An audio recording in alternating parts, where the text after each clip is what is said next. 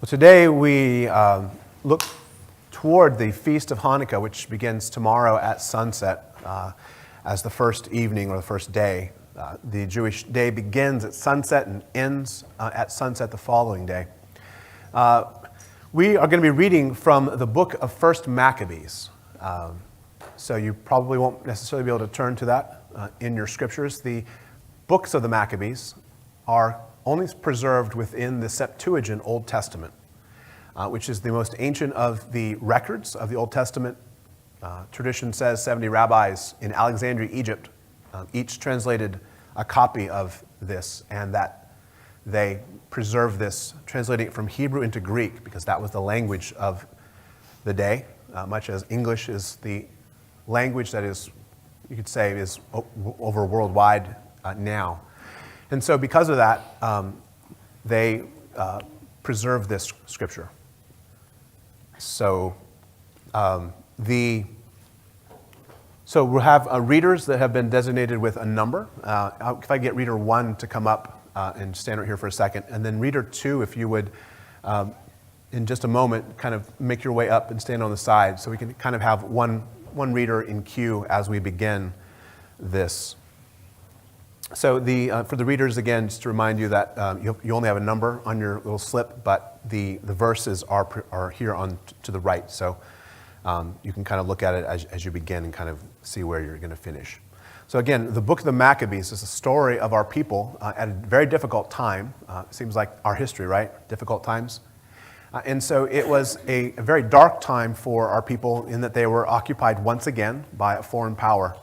And at this point, the culture of Israel had been polluted by Gentile customs, which were contrary to what God asked. And so at a certain point, God always raises up someone who will return or restore Israel back to what he desired. And so in this particular story, a family of priests, Cohens. So in the tribe of Levi, a small number of the Levites, sons of Aaron, the first high priest, were those Cohens or priests that would offer the sacrifices and perform the various celebrations as God desired it. So in our story, this priestly family is raised up to lead Israel back in true worship. And there'll be some fun names. So Antiochus Epiphanes is the awesome guy in this story. A sinful root came forth from them. So this is, if you for some reason have 1 Maccabees, we're beginning in chapter 1 and verse 10. A sinful root came forth from them. Acnias Epiphanes, the son of Acnias, the king, who was a hostage in Rome.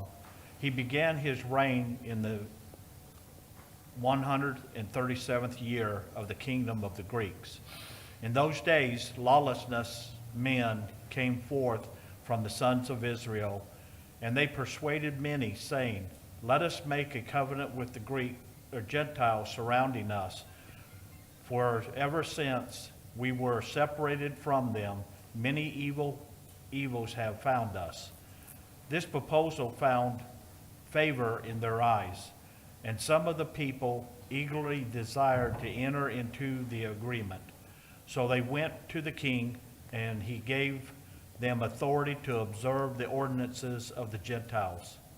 Then they built a gymnasium in Jerusalem according to the customs of the Gentiles, and made themselves as the uncircumcised.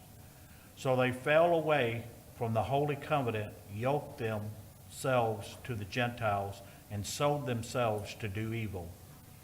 Thus the kingdom was prepared before Antiochus, and he determined he would reign over the land of Egypt, so as he ruled over the two kingdoms.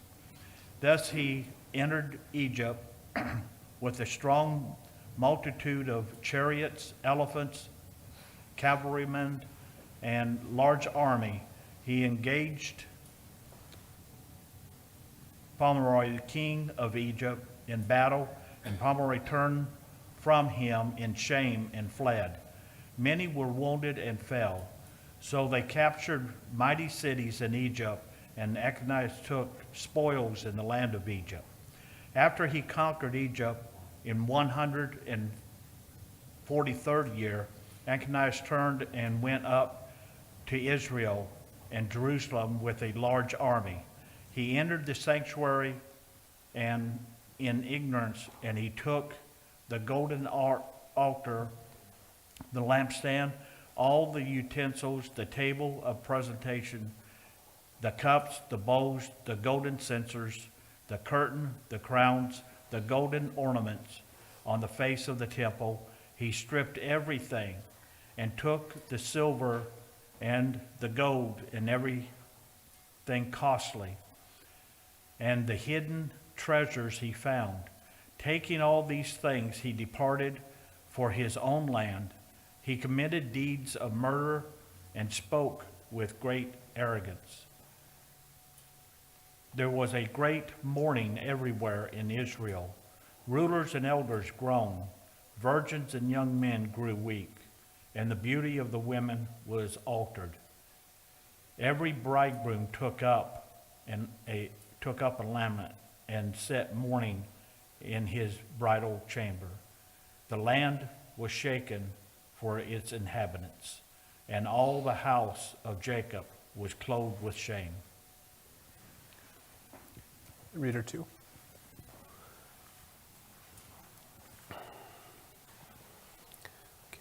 Start from verse 29 and verse 63. Okay. Yeah, I'll find it. After 2 years, the king sent a revenue official to the cities of Judah, and he entered Jerusalem with a large army. Antiochus spoke peaceable words to them with deceit, and they believed him. Then he fell upon the city suddenly, struck it a great blow, and killed many people from Israel. He took spoils from the city, set it on fire, and tore down its houses and the city walls. They took captive the women and the children, and took possession of the animals. Then they built the city of David with a great and strong wall and strong towers, and it became their citadel. They placed there a sinful nation of lawless men, and they became strong within it. And they laid up weapons and provisions, and gathered together the spoils they had taken from Jerusalem. Then they returned there and were like a great snare.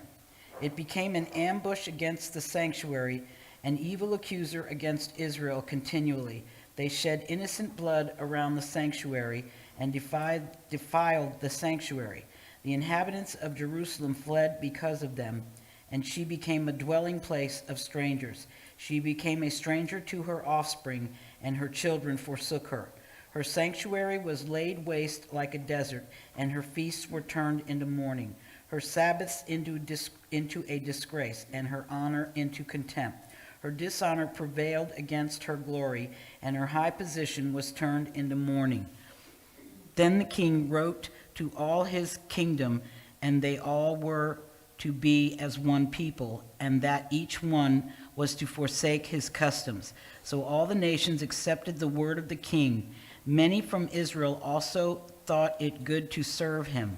So they sacrificed to idols and profaned the Sabbath. Then the king sent books to Jerusalem and the cities of Judah by the hand of messengers, and told them to follow foreign customs in the land, to forbid whole burnt offerings and sacrifices and drink offerings in the sanctuary, to profane the Sabbaths and the feasts, and to defile the sanctuary and the holy ones.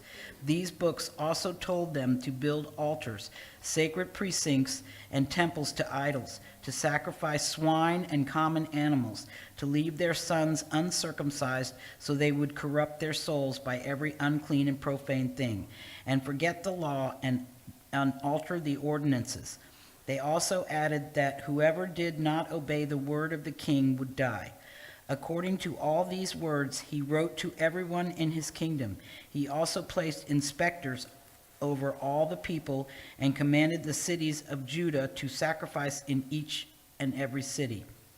Thus many of the people, everyone who forsook the law, joined together and did evil things in the land. They forced Israel to hide every place of refuge they had. Then on the 13th day of Kislev, in the 145th year, they set up the abomination of desolation on the altar of the whole burnt offerings and built altars in surrounding cities of Judah.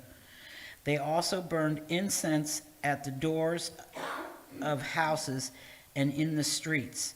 And when they found books of the law, they tore them to pieces and burned them in the fire. Whenever a book of the covenant was found in someone's possession, or if any sympathized with the law, the judgment of the king was to kill them. They acted with their might against Israel, against those who were found month after month in the cities. Then on the 20th day of the month, they sacrificed on the altar, which was on top of,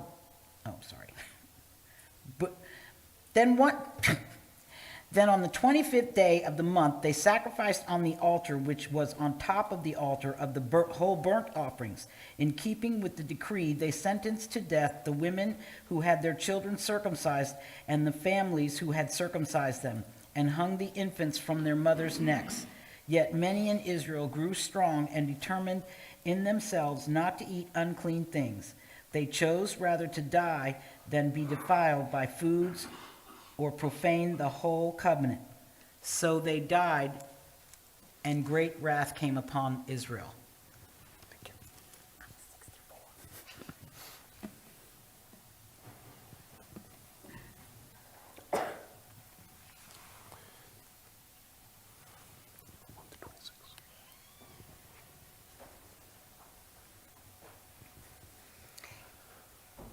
In those days, Matthias, the son of John, of the tribe of Simeon, a priest of the sons of Jorib, rose up from Jerusalem and settled in Modin. He had 5 sons, John called Gadi, Simon called Thassi, Judas called Maccabeus, Eleazar called Avaron, and Jonathan called Aphas. He saw the blasphemies taking place in Judah and Jerusalem and said, "Alas, why was I born to see this, the ruin of my people, the destruction of the holy city, and to live there when it was delivered, into the land of the enemy, the sanctuary into the hand of foreigners. Her temple has become like a man without honor. Her glorious vessels were carried away into captivity. Her infants have been slain in the streets, her young men with the sword of the enemy. What nation has not inherited her palaces and taken hold of her spoils? All her adornment has been removed. In the place of freedom, she has become a slave. And behold, our sanctuary, our beauty and our glory have been laid waste, and the Gentiles have desecrated it. Why should we live any longer?" Thus Matthias and his sons tore their clothes, put on sackcloth, and mourned exceedingly. Now those from the king who were enforcing the apostasy journeyed to the city of Modin to make them offer sacrifice, and many from Israel also came with them. So Matthias and his sons gathered together. Then those from the king spoke to Matthias, saying, "You are a great and glorious leader in this city, and supported by your sons and brothers. Now come and be the first to follow the decree of the king, as all the Gentiles and the men of Judah have done, and those who remain in Jerusalem. And you and your sons will be among the king's friends, and you and your sons will be honored with silver and gold and many rewards." Then Matthias answered, speaking with a loud voice, "Though all the Gentiles in the house of the kingdom of the king obey him, and each turns from the worship of their fathers and chooses to follow his commands, my sons and my brothers and I will continue in the covenant of our fathers. Far be it from us to forsake the law and the ordinances. We will not obey the words of the king to turn aside from our worship to the right or to the left." When he finished saying these words, a Jew came forward in the sight of everyone to sacrifice upon the altar of Modin in accordance with the king's decree. When Matthias saw him, he was filled with zeal, and his heart trembled and poured forth anger and judgment. Then he ran and slew him upon the altar.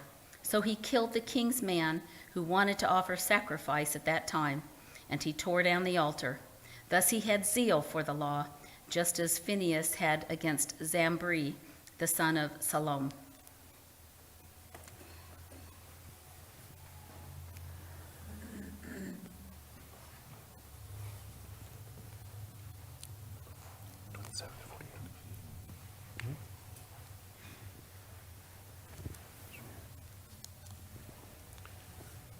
Then Matthews cried out with a loud voice in the city, saying, "Everyone who has zeal for the law and holds to the covenant, let him follow me." So he and his sons fled into the mountain and left behind whatever they had in the city. Then many who sought righteousness and judgment went down to the desert to live there, and their sons, their women, and their cattle, because evil increased severely against them. It was also announced to the king's men and the soldiers in Jerusalem, the city of David, that certain men who had scattered when the command of the king was made known and had gone into the hiding in the desert. Thus many ran after them, tracked them down, marched against them, and engaged them in battle on the Sabbath day. Then they said to them, "Now come out and do the will of the king, and you shall live." But they answered, "We will not come out, nor will we do the will of the king to desecrate the Sabbath day." So the enemy rushed into the battle against them. Yet they did not answer them, nor did they cast a stone, nor did they block up their hiding places, saying, "Let us all die in our innocence. Heaven and earth will testify for us that you destroyed us unjustly." So the king's men rose against them in battle on the Sabbath, and they died along with their women, children, and cattle, as many as 1,000 people. Then Matthews and his friend grieved for them exceedingly. So each one said to his neighbor, "If we do as our brothers did, and fall to the fight against the Gentiles for our life and our ordinances, they will quickly wipe us off the earth." So they resolved on that day, saying, "Every man who comes against us for battle on the Sabbath day, let us war against him, and we shall not all die as our brothers did in their hiding places." Then the synagogue of the Hasdians gathered with them a mighty army from Israel, everyone who willingly offered himself for the law. Everyone who escaped from evils was added to them and became their support. So they formed an army and struck the sinners in their wrath, and the lawless men in their anger. The rest fled to the Gentiles to be rescued. Matthews and his allies also surrounded the altars and tore them down, and they circumcised the uncircumcised boys by force, as many as they found in the mountains of Israel. Thus they pursued the son of Israel. Thus they pursued the son of arrogance, and the undertaking prospered in their hand. They took the law out of the hand of the Gentiles and the king, and did not allow the sinners to dominate them.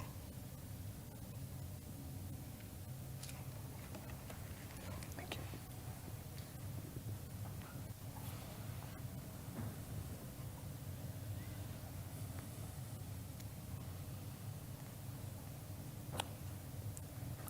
Number 5. So verse 49.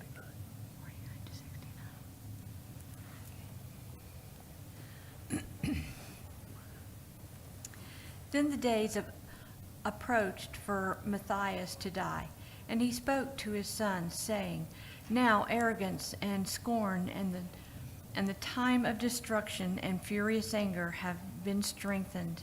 Therefore, children, be zealous for the law, and offer your lives for the covenant of our fathers. And remember the deeds our fathers did in their generations, and receive great honor and an everlasting name. Was not Abraham found faithful in trial? And it was reckoned to him as righteousness. And Joseph, at the time of his trouble, kept the commandment and became ruler of Egypt. Phinehas, our father, showed true zeal and received a covenant of eternal priesthood. Joshua fulfilled the word and became a judge in Israel. Caleb testified in the assembly and received an inheritance in the land. David, in the mercy shown him, inherited the throne of the kingdom forever. In his great zeal for the law, Elijah was taken up into heaven. Ananias, Azarias, and Mishael believed, and they were saved from the fiery furnace. In his innocence, Daniel was delivered from the mouth of lions. Thus, understand that from generation to generation, that all who hope in the Lord still will not be weak. Do not fear the words of the sinful men, because his glory is like manure and worms. Today he will be exalted, but tomorrow he will not be found, for he returned into his dust, and his purpose will perish. Children, be courageous and strong in the law, because you will be honored by it. So behold, Simeon, your brother, I know he is a man of wisdom. Listen to him every day, and he shall be your father. Judas Maccabeus, mighty in his fighting from his youth, he shall be the leader of your army, and he will fight the fight of the people. And you bring forth with you all those who are doers of the law, and seek justice for your people. Repay the Gentiles in full, and hold fast to the ordinances of the law. Then he blessed them, and was added to his fathers. So he died in the 146th year, and was buried in the tomb of his fathers in Modin. And all of Israel mourned him with great mourning.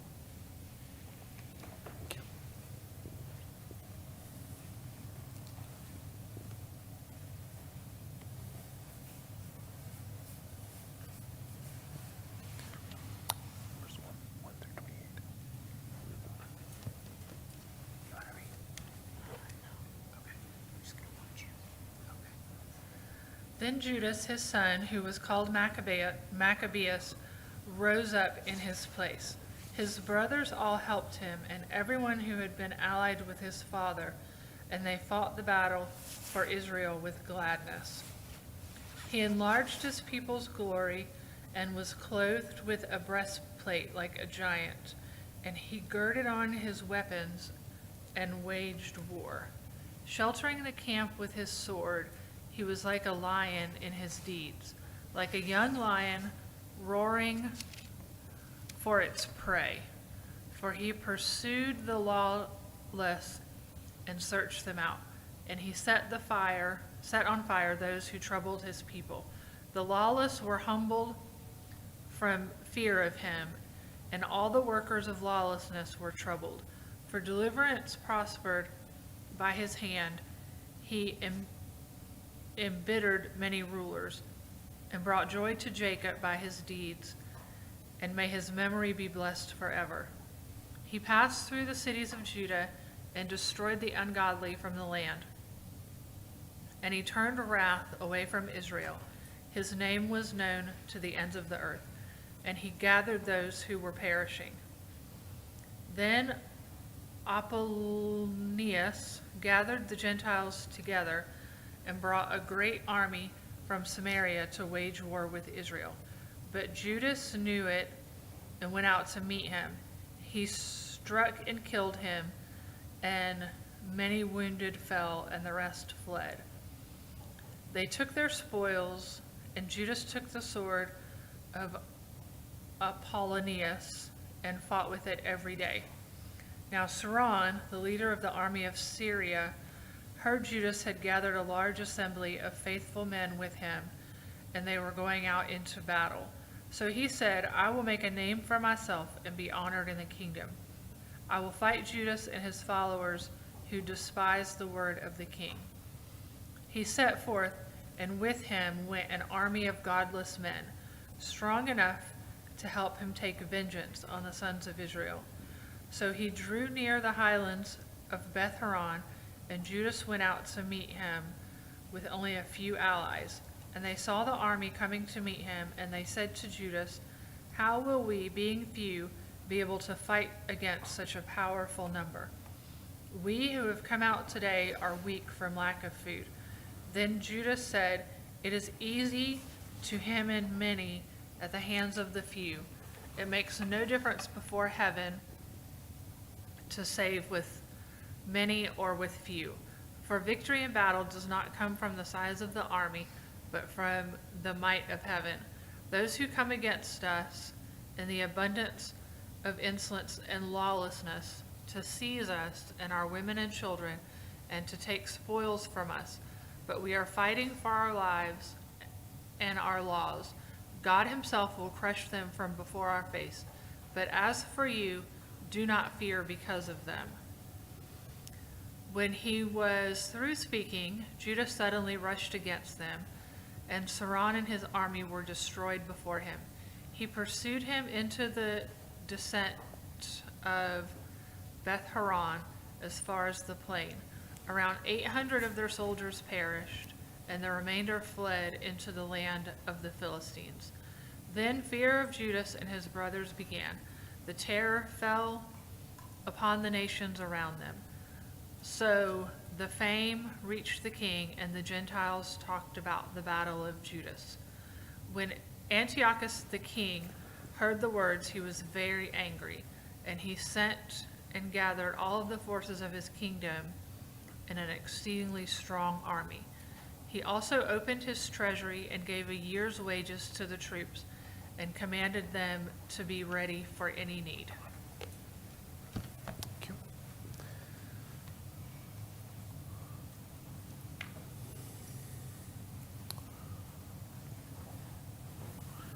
Let's see, 3, 42, verse 42. Now Judas and his brothers saw the evil events were increasing, and the armies were encamped at their borders. And they learned also the words of the king, which he ordered to bring destruction and annihilation on the people. And so each man said to his neighbor, "Let us prepare the ruin of our people, and battle for our people and the sanctuary." And the assembly gathered to prepare for battle, and to pray and to ask for God for mercy and for compassion.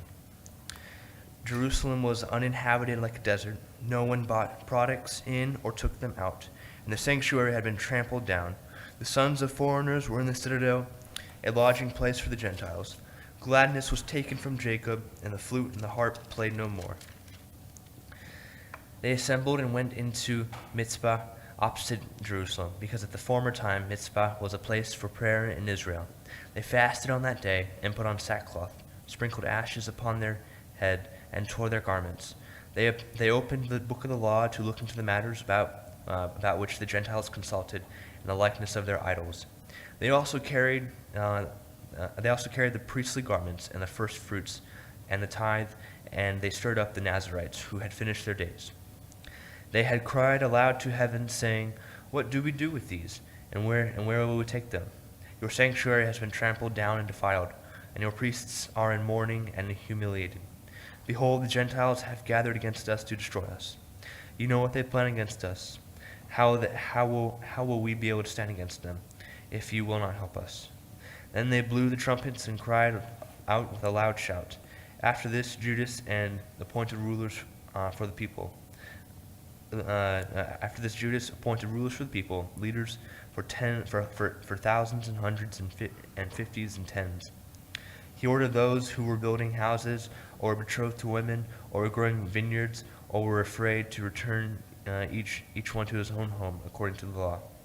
And then the army departed and set up camp south of Emmaus.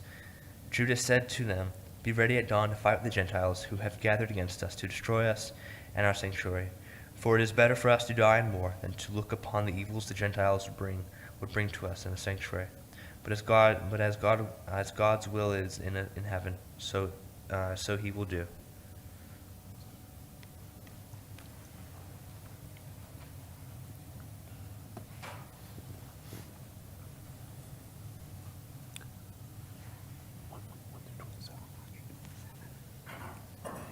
Then Gorgias took 5,000 men and 1,000 choice cavalry, and the army marched out by night to descend upon the camp of the Judeans and strike them suddenly.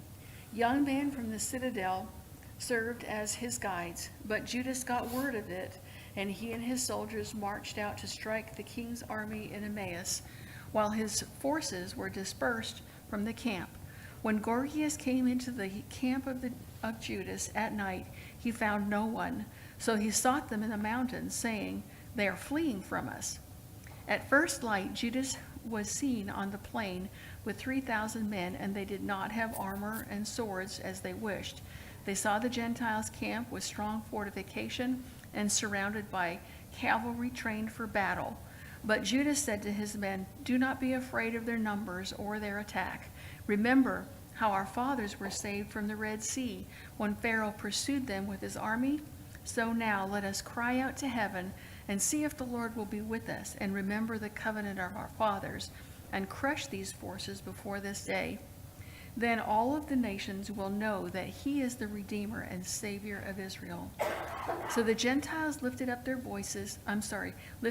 eyes and saw them coming opposite them. And they departed from their camp and went into battle. Then those with Judas surrounded with trumpets. Thus they met, and the foreigners were crushed, fleeing into the plain. All those remaining fell by the sword. They pursued them as far as Gezerah and as far as the plain of Idumea and Azotus and Jamnia, and about 3,000 of their men fell.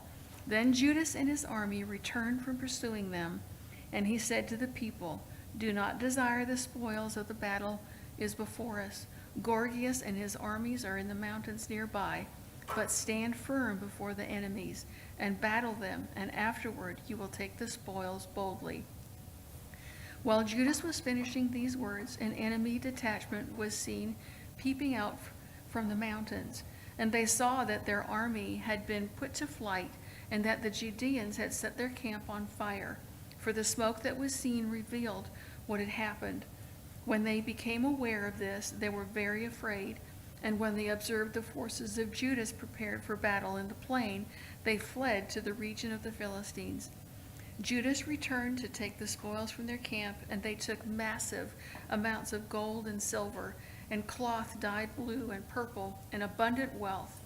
As they returned from battle, they sang hymns and blessed the God of heaven, because the Lord is good, for his mercy endures forever.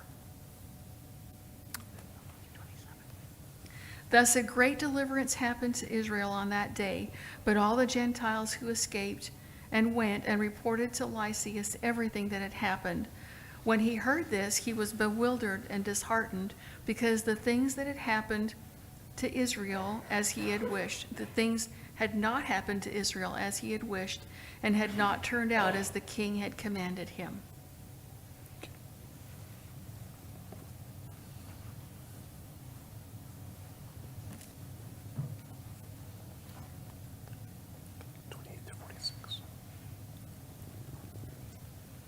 The following year, Lysias recruited 60,000 chosen men and 50,000 cavalry so he could fight them. Then he came to Idumea and camped in Bethzur, and Judas met them there with 10,000 soldiers. When he saw their mighty camp, he prayed and said, "Blessed are you, O Savior of Israel, who stopped the attack of the giant warrior by the hand of your servant David, and delivered the Philistines' camp into the hands of Jonathan the son of Saul. His armor-bearer even so besiege this camp by the hand of your people Israel, and let these enemies be ashamed of their army and cavalry. Put cowardice in them and melt the boldness of their might, and let them be shaken by their defeat. Cast them down with the sword of those who love you, and let all men who know your name give praise to you with hymns." Then they attacked one another, and 5,000 men from the camp of Lysias fell, and some fell from the opposite side. When Lysias saw the turn of events for his troops, and the courage shown by those of Judas, and how they were prepared either to live or to die bravely, he returned to Antioch and recruited mercenaries to again invade Judea with an even greater force. So Judas and his brothers with him said, "Behold, our foes have been crushed. Let us go up to purify the sanctuary and renew it." Thus the entire camp gathered and ascended to Mount Zion. They saw there the sanctuary deserted, the altar desecrated, and the doors burned down. In the courtyard they found that bushes had grown up as in a wooded area or on one of the mountains. They also saw the priests' quarters in ruins. So they tore their garments and lamented greatly, and sprinkled themselves with ashes. They fell on their faces on the earth, sounded the signal on the trumpets, and cried to heaven. Then Judas ordered his men to fight those in the citadel until he purified the sanctuary.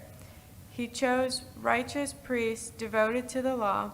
They purified the sanctuary and carried the defiled stones to an unclean place. And they discussed what they should do with the altar of whole burnt offerings, which had been desecrated. It seemed to them the best plan was to tear it down, so it would not be a reproach to them because the Gentiles had corrupted it. So they tore down the altar. They also stacked the stones in an appropriate location on the temple hill until a prophet would come and tell what should be done with them.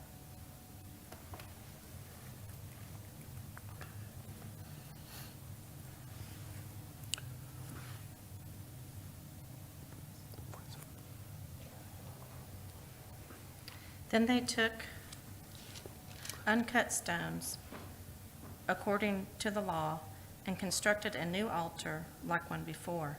They also repaired the sanctuary and the inside of the temple and consecrated the courtyards. They made new holy vessels and carried the lampstand, the altar of incense, and the table into the temple. And they burnt incense on the altar and in the lights and lit the lights on the lampstands, and these gave light inside the temple. Then they set bread on the table, hung the curtains, and completed all the tasks they had began. They rose early in the morning of the 25th day of the 9th month, which is the month of Chislev, in the 148th year, and offered sacrifice according to the law on the new altar of whole burnt offerings which they made. It was consecrated with songs and harps and lutes and cymbals at the time and on the day the Gentiles had desecrated it. All the people fell down and worshipped and blessed heaven, which had prospered them. They celebrated the consecration of the altar for 8 days, and they offered whole burnt offerings with gladness and the sacrifice of a peace offering and a thank offering. They also adorned the face of the temple with crowns of gold and small shields, and restored the gates and the priests' quarters and installed doors. There was great gladness among the people, and the disgrace of the Gentiles was removed. Then Judas and his brothers and the congregation of Israel decided that each year at the time the days of the consecration of the altar should be observed with joy and gladness for 8 full days, beginning up on the 25th of the month of Chislev. At this same time, they also built high walls and strong towers around Mount Zion, lest the Gentiles come and destroy these things as they had done before.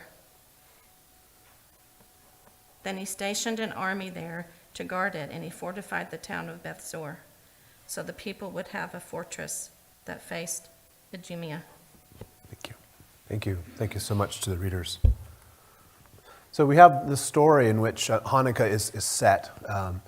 Once again, Israel has fallen into disarray, has been occupied by a foreign army. The temple, once again, has been defiled by the unclean things. it's multiple times has this happened where a foreign king installs a statue or an image, an idol of somebody, generally of themselves, within the heart of the temple. And then they defile it with unclean sacrifices, which are not prescribed according to the Torah. And so we find that once again, God raises up someone like Gideon, who if you saw how he was instructed, he gave roughly the same commands to the army that stood before him. He said, if you're betrothed, go home. If you have a vineyard, go home. And he also said something else. You remember what that was? If you're afraid, go home. And so they did. And just like Gideon had a tiny little army in order to fight overwhelming, we see that Judas also had a small army to fight against a superior army. But superiority in God's economy is not really dictated by the number of men that are fighting, but by the hand of God. And so we see that our father Judas gained victory, not because he was the best, not because he was the brightest, not because he was the strongest, but because he had faith to fight the battle that was given to him. When he went into battle, tradition says that he and the warriors that went into battle, they would cry out, Mi chamocha ba'im Adonai, who is like unto you, O Most High, among the gods. And that was their battle cry, because that was it.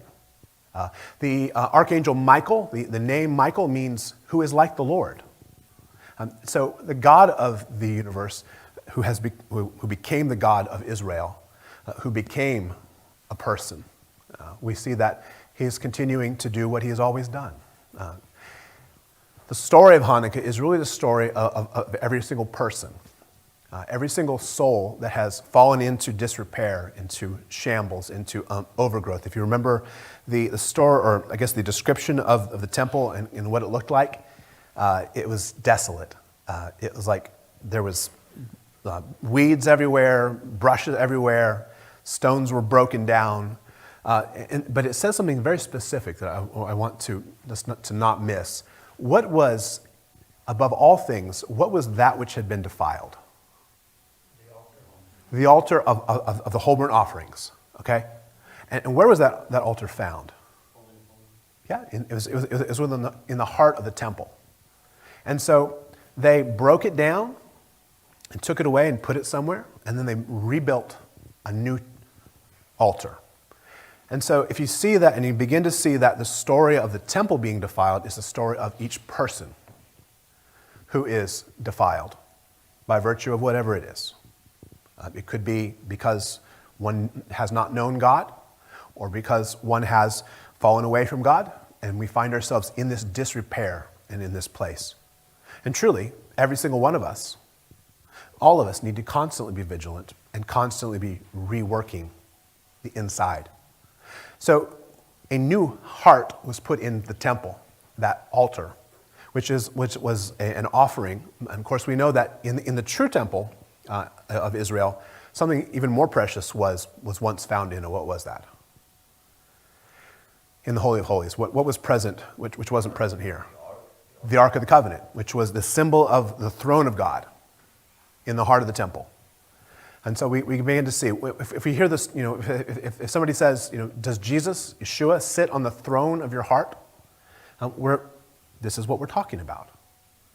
And that is why, as we become believers, that's a process to restore the temple and to clean out all the stuff. Okay, what they did wasn't accomplished in a day, per se. Neither is the reconstruction of our hearts and the temple that is found within us. That is why you, as a human being, as a believer in Messiah, are more precious to God than the stones that make up Jerusalem, that ever built the temple. Because you and I and truly all souls are precious to God. And so the story of our father Judas is glorious in that he was obedient to the commands that God gave and the success that he was given. But it's up to you and I in this day also to know that we cannot compromise the ways of our God to the world, because then we will find ourselves in that place where the forefathers and mothers who said, yep, we're going to compromise with those that have conquered us, and taking on their ideas and their thoughts and their ways of worship. And God says, that isn't what I desire. Remain true to the covenant, remain pure, and if you fall, rise up and reconsecrate yourself to my ways. Amen?